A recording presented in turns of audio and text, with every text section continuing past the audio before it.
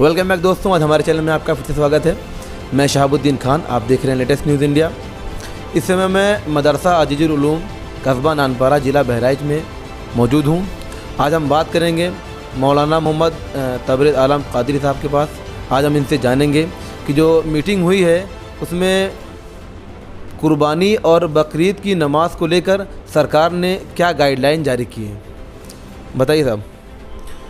بسم اللہ الرحمن الرحیم، نحمدہ ونصلی ونسلم علی حبیبہ الکریم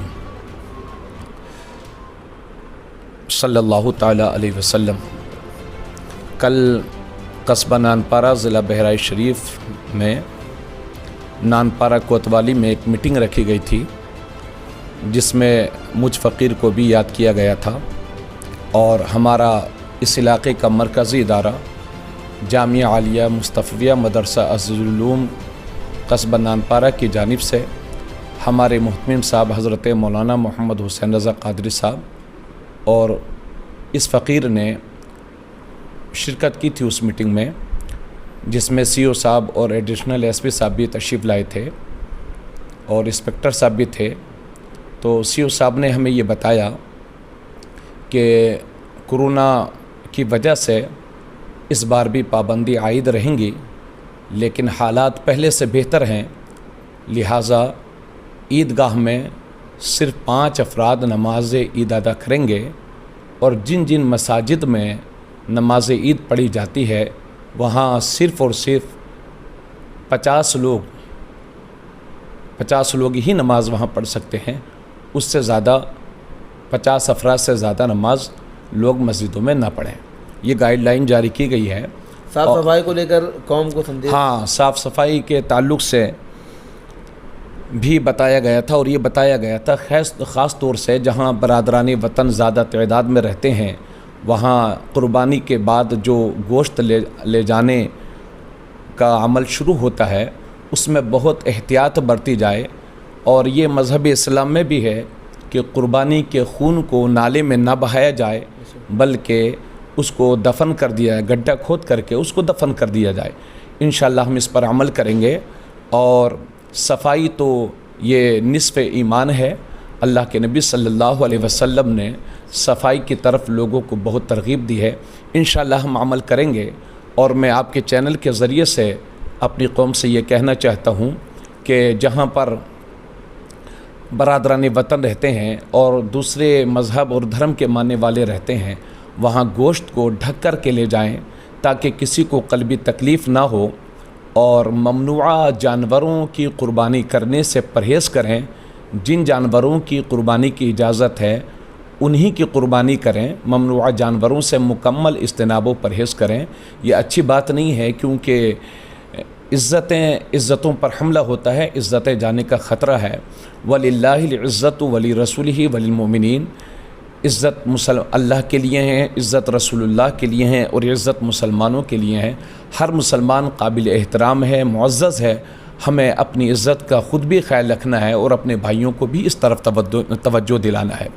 جہاں تک قربانی کا مسئلہ ہے تو میں پورے عالم اسلام کے تمام مسلمانوں کو نماز عید الاضحیٰ کے موقع پر مبارکباد پیش کرتا ہوں۔ آج ہمارے ساتھ موجود ہیں جامعہ قاسمیہ خیر العلوم کے نائب محتمم مولانا محمد سالم قاسمی صاحب۔ آج ہم ان سے پوچھیں گے کہ جو پرشاسن کے ساتھ میں آپ کی میٹنگ ہوئی ہے اس میں قربانی اور بقرعید کی نماز کو لے کر کیا گائیڈ لائن جاری ہوئی ہے؟ بسم اللہ الرحمن الرحیم، والصلاة والسلام علی سید الانبیاء والمرسلین۔ سب سے پہلی بات تو امت مسلمہ سے ہم یہ کہنا چاہتے ہیں کہ قربانی سنت ابراہیمی ہے۔ حضرت ابراہیم علیہ السلام کی سنت کی یاد ہے، جسے ہر سال مسلمان تازہ کرتا ہے، اور ان کی قربانی جو انہوں نے اپنے بیٹے حضرت سیدنا اسماعیل علیہ السلام کی دی تھی اللہ کے حکم کے مطابق، اللہ کو ان کی قربانی اتنی پسند آئی تھی کہ قیامت تک آنے والے مسلمانوں کو ان کی نقل کرنے کا حکم فرما دیا۔ بس یہ ہے کہ بیٹے کی قربانی نہیں کرنا، اب ہمیں جانور کی قربانی کرنی ہے۔ آنے والی قربانی کے متعلق گائیڈ لائنس حکومت کی طرف سے جو جاری ہوئی ہے اس میں یہ بات ہے کہ ہمیں قربانی کرنا ہے جیسے ہم پہلے کرتے ہیں، بڑے جانور کی یعنی بھینس کی، بکرے کی قربانی کرنا ہے۔ اس کے ساتھ ساتھ اس چیز کو پیش نظر رکھنا ہے اور اس بات کی طرف توجہ رکھنی ہے اور لوگوں کو دلانی بھی ہے کہ الطہور و شطر الایمان، پاکی اور صاف صفائی، صاف ستھرائی یہ ایمان کا حصہ ہے۔ جس طریقے سے شریعت کا یہ حکم ہے کہ ہم قربانی کریں، اسی طریقے سے شریعت کا یہ بھی عمل پسندیدہ ہے کہ ہم پاکی اور صفائی ستھرائی کو بھی اختیار کریں اور صاف صفائی رکھیں۔ تو یہ ہمارا میسج ہے ان حضرات کو جو قربانی کریں گے، قربانی میں حصہ لے رہے ہیں، کہ وہ صاف صفائی کو یقینی بنائیں۔ جہاں بھی قربانی کریں، جیسے بکرے کی قربانی ہے وہ گھروں میں کریں گے تو اس کے خون کو نالیوں میں نہ بہائیں، بلکہ کسی جگہ جو ہے اس کو سمیٹ لیں، اسے کپڑے سے صاف کر دیں یا پولیتھین وغیرہ شاپر میں اسے بھر کر کے ڈسٹ بن میں ڈال دیں، کوڑے دان میں ڈال دیں۔ اور کہیں ہاتھے میں یا مدرسوں میں جو قربانی ان کے ہاتھوں میں ہوتی ہیں وہ بھی صاف صفائی کو یقینی بنائیں۔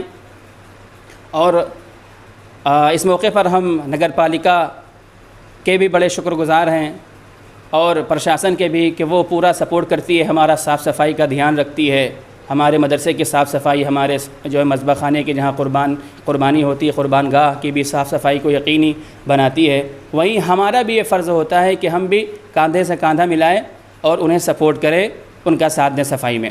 کیا بقرعید کی نماز عیدگاہ میں ہوگی؟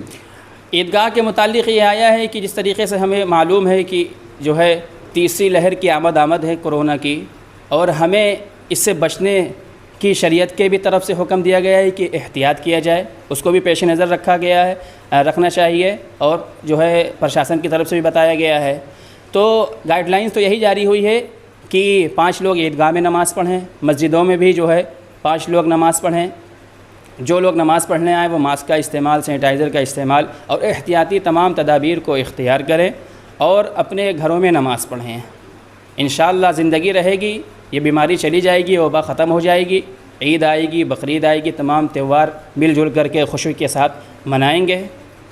اور اسی کے ساتھ ساتھ میں یہ دوسری بات بھی عرض کرنا چاہتا ہوں کہ قربانی ضرور کریں، جو صاحب نصاب ہیں جن کے اوپر قربانی واجب ہے وہ قربانی ضرور کریں، اور غریب مسکین فقیروں کی مدد کریں، اس کے اندر مسلم ہو یا غیر مسلم ہو، بلا تفریق مذہب و مسلک سب کی مدد کریں اور سب کا ساتھ دیں۔